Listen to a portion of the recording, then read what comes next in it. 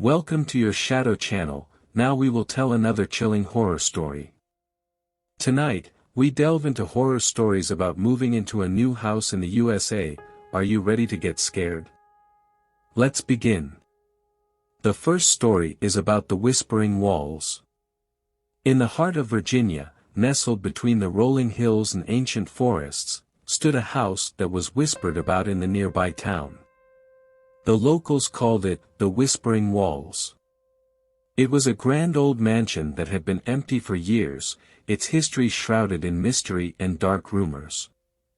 When the Harrison family moved in, they were charmed by the intricate woodwork and the sprawling gardens. But as they settled into their new home, strange occurrences began to unfold. The walls of the house seemed to speak in hushed tones, murmuring secrets of the past. At first, the Harrisons thought it was just the wind, or perhaps their imagination. But the whispers grew louder, more insistent. One evening, as the sun dipped below the horizon, Mr. Harrison discovered a hidden room behind the library's bookshelf. Inside, the walls were lined with ancient manuscripts and peculiar symbols that glowed faintly in the dim light. As he approached, the whispers crescendoed into a cacophony of voices, each telling their own tragic tale. The voices belonged to the former inhabitants of the house, trapped within the walls by a malevolent force that fed on their despair. They warned the Harrisons of the danger, begging them to leave before it was too late. But the force that held them was powerful, and it had already set its sights on the living. Night after night, the family was tormented by visions of the past, their sleep disturbed by the endless whispering. It wasn't long before they realized that they were not alone in the house. Shadows moved in the corners of their eyes, and cold spots appeared without reason. The children refused to sleep, claiming they saw figures standing over their beds. Desperate for answers, the Harrisons researched the history of the house. They learned of a dark ritual performed by the original owner, a man obsessed with immortality. He had sacrificed his soul and those of his family, binding them to the house for eternity. Knowing they could not fight such an ancient evil, the Harrisons fled, leaving the house to its true occupants. The whispers fell silent once more, waiting for the next unsuspecting family to claim the Whispering Walls as their home. This story is a work of fiction, crafted for those who enjoy a good scare. Remember, it's all in the spirit of spooky fun. The second story is about the attic secret. In a quaint town in upstate New York, the newly renovated but historic Witherspoon house stood proudly, its dark windows gazing out like watchful eyes.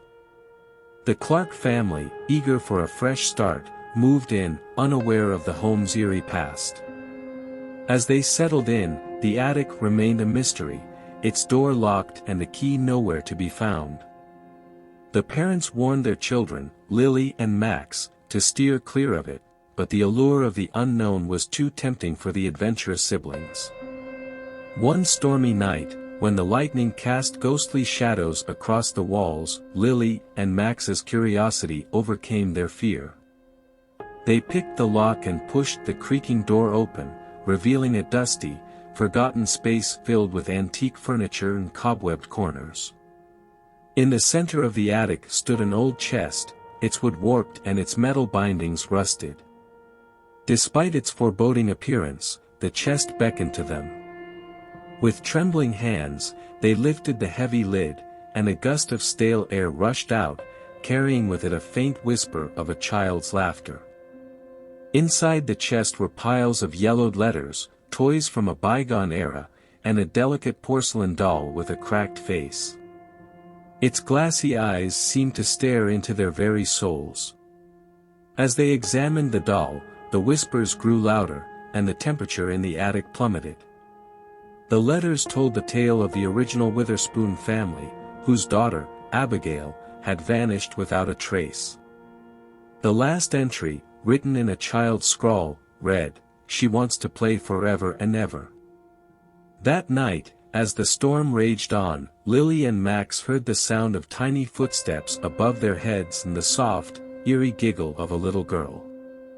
The porcelain doll was no longer in the chest, it was sitting at the top of the attic stairs, its head tilted as if listening for something. The children were paralyzed with fear, and as they watched, the doll's cracked mouth began to move, whispering Abigail's final words over and over again. The secret of the attic was revealed, it was a prison for a lonely, restless spirit, and now that the chest was open, she was free to roam the house. The Clarks left the Witherspoon house soon after, but the locals say that if you listen closely on stormy nights, you can still hear the whispers and laughter of little Abigail, playing her eternal game in the attic. This story is a fictional creation, designed to send a shiver down the spine of those who revel in the thrill of a good horror tale. Enjoy the chills. The third story is about the basement door.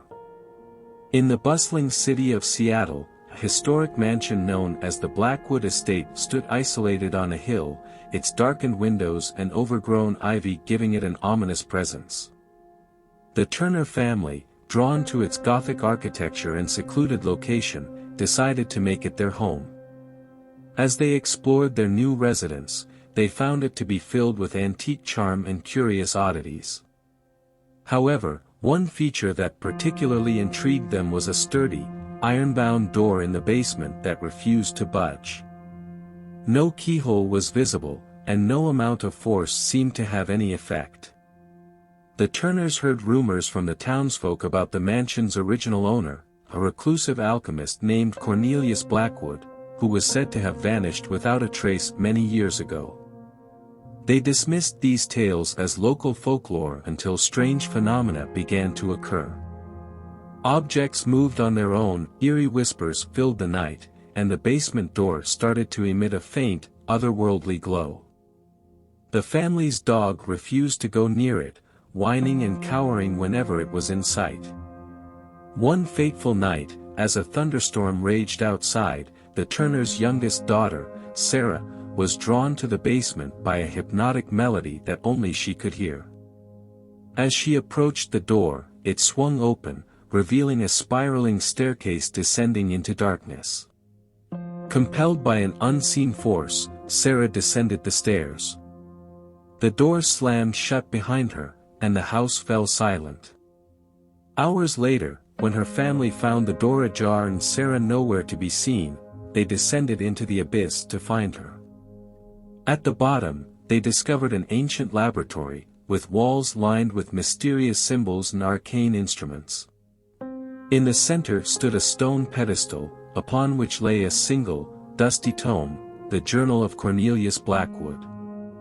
The journal revealed that Blackwood had been experimenting with the boundaries of life and death, seeking to open a portal to another realm.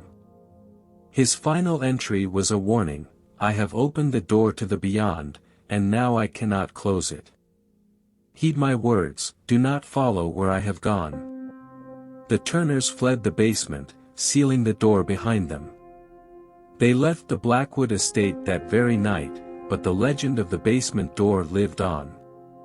Some say that Sarah Turner still wanders the shadowy corridors of the other realm, her laughter echoing up the staircase, beckoning others to unlock the mysteries of the basement door. This story is a piece of fiction, crafted for those who delight in the thrill of horror and the supernatural. May it leave you with a sense of wonder and a slight chill in the air. These are just one of the many horror stories. There are many more out there, waiting to be discovered and told. Do you have any horror stories of your own? Share them in the comments below, and don't forget to like and subscribe for more spooky content. Until next time, stay safe and stay curious. Bye.